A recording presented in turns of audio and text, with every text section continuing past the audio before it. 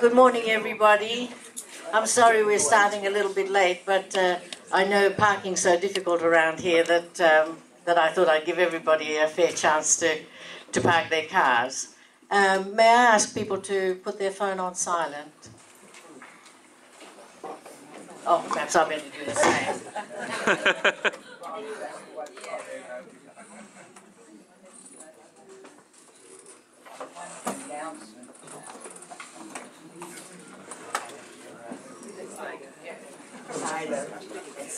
Yes, it's silent now. Now, it's my great pleasure to welcome you and thank you for sharing this very special day with us. It's not every day that my mother has a book launch, although I still see her writing away, so who knows, there may yet be a sequel. I'm honoured to be introducing Paul Brunton, OAM, to launch my curriculum vitae, an unorthodox version. Paul is Senior Curator, Mitchell Library, State of New South Wales. He has published on archives administration and on various aspects of the State Library's collection. He was President of the Australian Society of Archivists 1991 to 1993. He annotated edition of Joseph Banks' journal kept on the Endeavour from 1768 to 1771, which was published in 1998. He was curator of the exhibition Matthew Flinders' The Ultimate Voyage in 2001. His annotated edition of Flinders' Letters, Matthew Flinders, Personal Letters from an Extraordinary Life, was published in 2002. He curated the National Travelling Exhibition Miles Franklin, A Brilliant Career, in 2004. He curated the exhibition First Sight, the Dutch Mapping of Australia in 2006. And our first sighting of Paul was the same year when he came to B'nai B'rith and talked to us on that topic. So it's 6 years ago, I can't believe it. Since then, he has curated a major exhibition every year. He curated Bound for Glory, Exquisite Books of French Pacific Voyages, also in 2006, and A Grand Obsession, the D.S. Mitchell story, in 2007. He also curated Politics and Power, Bligh's Sydney Rebellion, 80 and 08, in 2008. His exhibition on Charles Darwin in Australia was on show at the library in 2009. Paul was the curator of the exhibition 100, celebrating the Mitchell Library's centenary in 2010.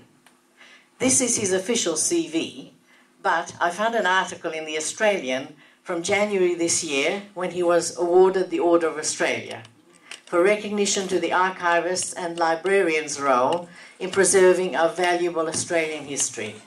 And I quote, Paul said, "You can't understand Australia's identity until you first understand Australian history. A society, like an individual, cannot function properly without its memory. That's what these documents give us, our memory."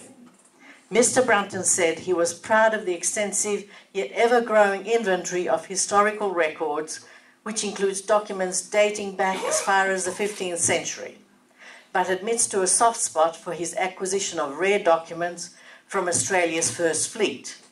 And now, the diaries and letters written by my mother, we have indeed arrived.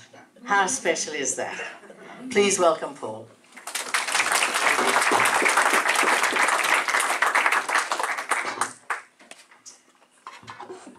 Thank you very much, Anna. Everyone can hear, I presume. You can, yes. It is a great pleasure and indeed a great honour to be asked to launch Judy Handley's book this morning. Now, with book launchers, sometimes the practice is that they speak for 20 minutes about themselves and 5 minutes about the book. That is because they usually haven't read it. But, however, and Anna did say to me when I came in, did you read it or just flip through it? And I have to say, Judy, with my hand on my heart, I read it from cover to cover and some bits more than once. So I'm not going to talk about myself because Anna's spoken about that and quoted that article from The Australian. When I gave that interview, it was a young man who did that interview, and when I said, well, I'd been 40 years at the library, I will be 40 years at the library this December, he said, oh, I wasn't even born. So, now, when Anna first said to me some years ago that her mother had these letters and diaries recording her escape from Hungary and early life in Australia, my ears pricked up and I was interested immediately. And a little bit after that, these documents were presented to the Mitchell Library. And indeed, they were translated into English, which is even better. Of course, many of our readers, you'd be surprised how many of our readers are not proficient in Hungarian. And so, I know, it is a blight, but the educational standards have declined, but they're not proficient in Hungarian. So these were a most valuable acquisition because there's nothing like the original documents, the original eyewitness accounts of what it was like to be there. And so the library loves this sort of material, and it's often thought, incorrectly, that we're only interested in documents that might be written by what we might call the great people, politicians and such. But of course that's not really, well, we do collect that, but we are interested in the record of Australian life. And of course Judy's record as a migrant to Australia is a valuable part of that. However, that isn't all you've done for us, because then along comes this really endearing, in part harrowing, but ultimately I think uplifting book about your early life and your migration to Australia. And it is a story that I think all Australians ought to read. And now they will be able to read it because it'll be disseminated in this book, which I'm sure will go through a second and a third edition perhaps. And we might even have another launching when it reaches its 10-year period. Now the book, for those of you who have not as yet read it, but you will be able to buy it, of course, I'm sure, today,